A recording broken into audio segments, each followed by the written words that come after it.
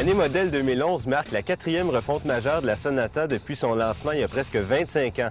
La nouvelle silhouette spectaculaire masque des changements mécaniques importants.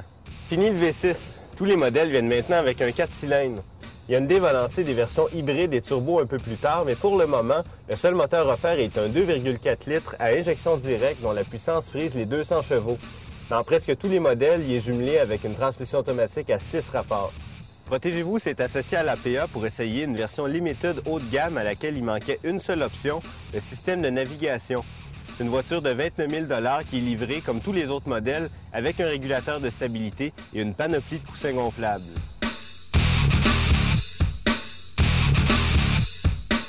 La carrosserie stylisée rappelle les Volkswagen Passat CC et Mercedes-Benz CLS.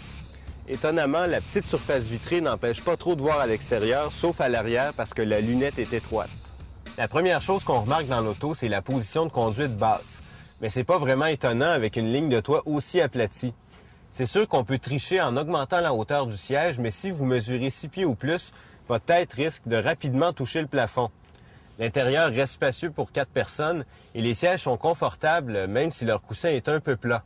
Le tableau de bord, lui, en met plein la vue avec son style moderne, ses cadrans originaux et ses nombreuses garnitures contrastantes. Mais tant qu'à imiter les commandes de climatisation de Volvo, Hyundai aurait pu aller jusqu'au bout en nous permettant d'appuyer seulement sur la partie du corps où on veut recevoir de l'air, plutôt que de devoir peser à répétition sur le même gros bouton.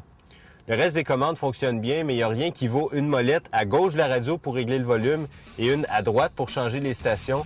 Et c'est pourtant un système que le constructeur utilise dans la plupart de ses autres véhicules.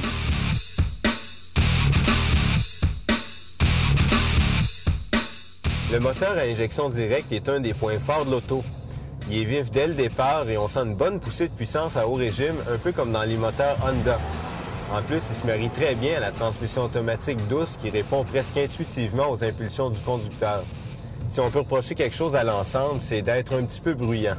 Le moteur puissant est le premier indice que la Sonata est plus dynamique qu'avant. Et le deuxième, c'est le comportement routier équilibré qui se manifeste par une excellente tenue de route et une direction précise et bien dosée. La conduite est stable sur l'autoroute et elle est bien maîtrisée dans les virages. On s'amuse beaucoup plus qu'avant au volant de la Sonata, mais il faut en payer le prix.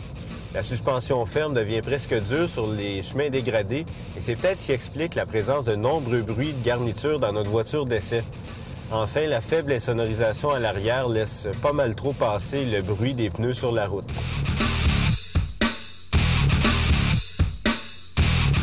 La plus récente Sonata a pris un virage sportif inattendu.